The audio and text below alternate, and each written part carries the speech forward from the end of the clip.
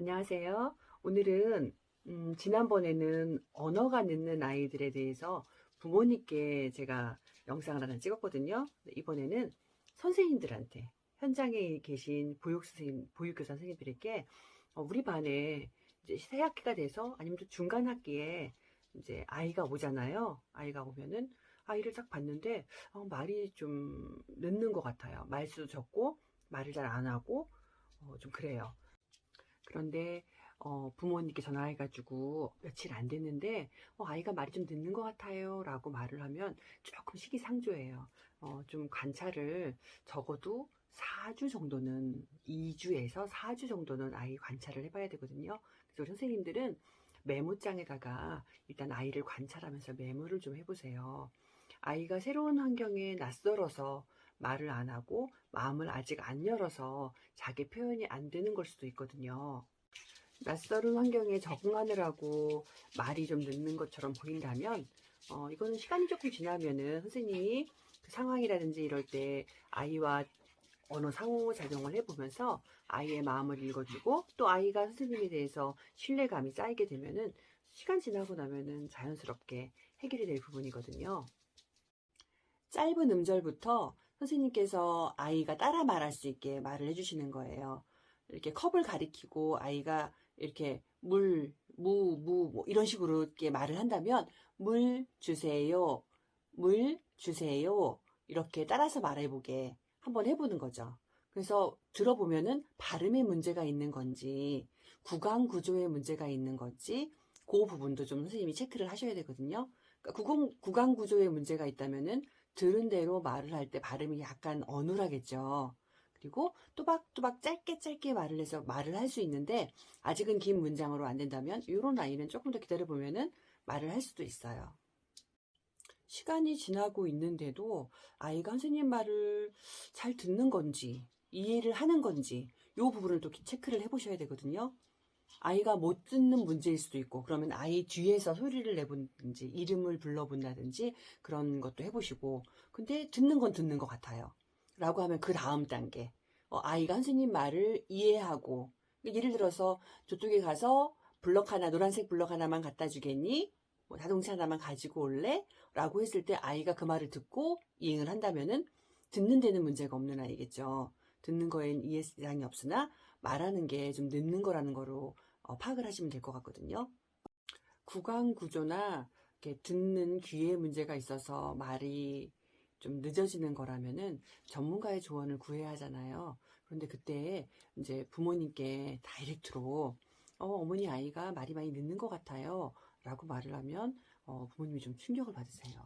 그러니까 이럴 때는 좀 아이가 입학을 하게 되면은 영유아 건강검진 1년에 한 번씩 의무적으로 받아야 하는 검진이잖아요. 그래서 그걸 좀 참조하는 게 좋아요. 거기 보면은 언어 추적 요망, 뭐 발달이 늦어지고 있다, 뭐 등등의 그런 조언들이 좀 써 있거든요. 의사 선생님이 진찰 이후에 그런 부분들이 있으니까 그 부분을 보면서 어머니께 말씀드리는 거예요. 어머니 아이가 언어 발달이 조금 늦는다고 나와 있네요. 근데 제가 지켜본 결과 또래들보다는 조금 늦는 것 같아요. 그래서 부모님은 어떤 식으로 자극을 주고 계시는지 아이의 발달을 위해서 어떻게 자극을 주고 계시는지 궁금해요.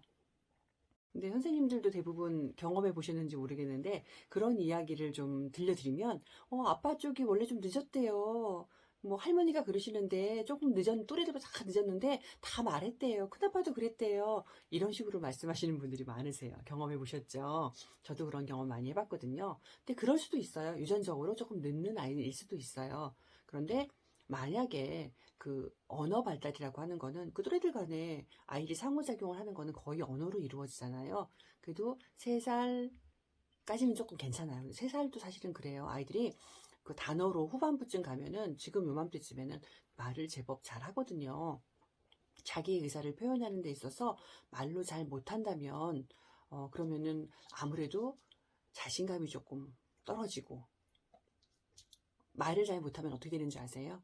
그러니까 내 주장을 해야 되는데 안 되면 친구 거를 확 뺏거나 때리거나 꼬집거나 이런 상황으로 아이 자신의 감정이라든지 표현을 하게 되거든요. 그래서 언어를 제 시기에 제 연령에 맞춰가지고 발달을 시켜주는 것은 굉장히 중요한 문제라고 생각을 합니다. 제가 몇 년 전 만 3세 반, 그러니까 우리나라 나이로 5살이죠. 단위를 맡았을 때 그런 에피소드가 하나 생각이 나네요. 아이가 또래 아이들보다 키가 좀 컸었어요. 근데 키 큰 아이가 왔는데 말도 제대로 잘 못하고 모든 행동이라든지 이런 것들이 좀 약간 느린 것처럼 보였어요. 다른 아이들보다 신체적인 조건은 훨씬 더 잘 발달이 되어 있는 것처럼 보였는데 말이라든지 이제 행동은 조금 그에 상응하지 못하는 그런 모습이 보였거든요. 그래서 그 아이를 좀 한 1, 2주 잘 관찰을 했어요. 그랬더니 아이가 뭐가 원하면은 그 앞에 가만 서 있거나 쳐다보거나 이러더라고요. 그래서 보면서 이 아이가 아마 부모님이 스스로 할 수 있는 그런 기회를 제공해 주지 않진 않았을까? 라는 생각이 들더라고요. 그래서 부모님과 전화통화를 하면서 어떻게 하시는지 여쭤봤어요. 혹시 아이가 화장실 가고 싶어가지고 쉬가 마렵거나 이러면 쉬쉬쉬 이러면은 화장실까지 막 데리고 가셔가지고 옷도 다 벗겨주고 쉬할 수 있게 변기 뚜껑도 열어주고 뭐 이러시는 분들 있잖아요. 물 하면은 물 떠다가 갖다 주시고 혹시 이제 어머님 어떤 식으로 아이를 양육하시나요? 라고 이제 물어봤더니 어머님이 이렇게 말씀을 하시더라고요. 근데 제가 예상했던 대로 약간 아이가 스스로 할 수 있는 그 기회를 받지 못한 경우였어요. 그래서 원에서도 아이가 스스로 할 수 있는 것, 예를 들면 밥을 다 먹고 나서 도시락 정리하는 것도 뚜껑을 덮어서 하는 것도 이 소근육이 잘 발달해서 조작을 잘 할 수 있어야 할 수 있는 거거든요. 자꾸 하다 보면 할 수 있는 건데 그 기회를 받질 않아서 다른 아이들 5살이니까 능숙하게 잘하거든요. 근데 이 아이는 한 번도 해본 적이 없어서 느린 거예요. 그런데 자꾸 하다 보니까 속도가 붙었어요. 그래서 스스로 해낸 거예요. 잘했다, 정말 잘했다 하고 칭찬을 해줬거든요.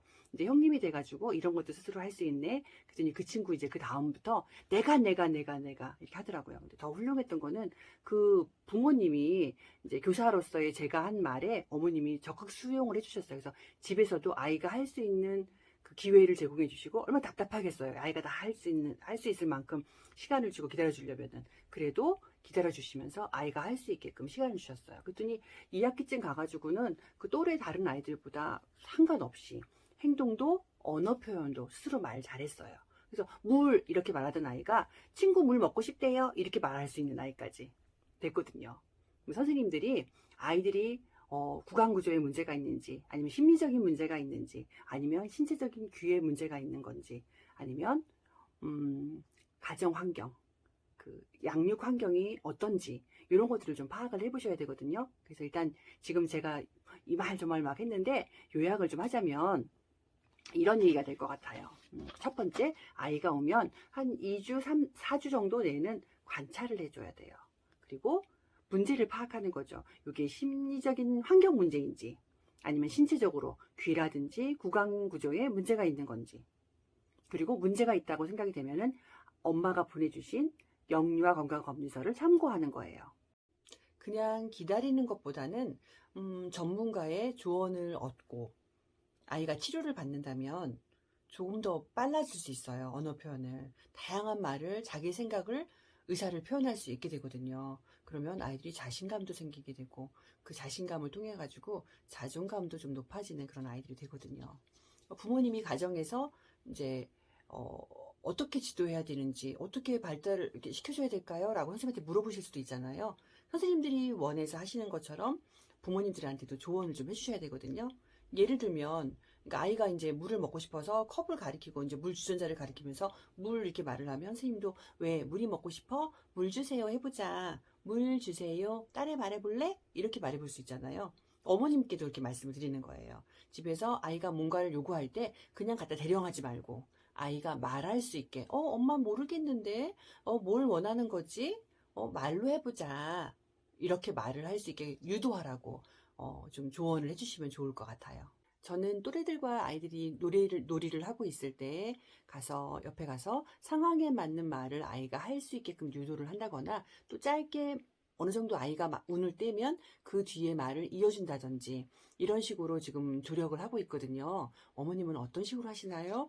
라고 물어보시면서 가정과 어린이집에서 서로 상호 연결되어서 아이의 발달에 도움을 주시는 그런 역할을 하시는 게 참 중요합니다.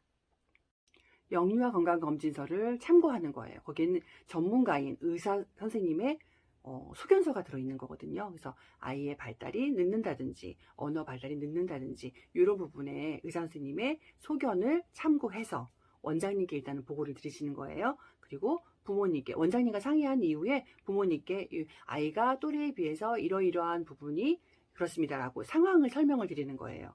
그리고 나서 이렇게 늦는 아이들은 엄마가 만약에 첫 아이라면은 그런 정보를 잘 모르실 수도 있거든요. 그럼 언어 치료라든지 놀이 치료라든지 감각 통합 치료라든지 이런 것들을 받아보실 수 있으세요? 라고 하면서 그 바우처라든지 관련된 것들을 설명해 주시면은 더 좋겠죠.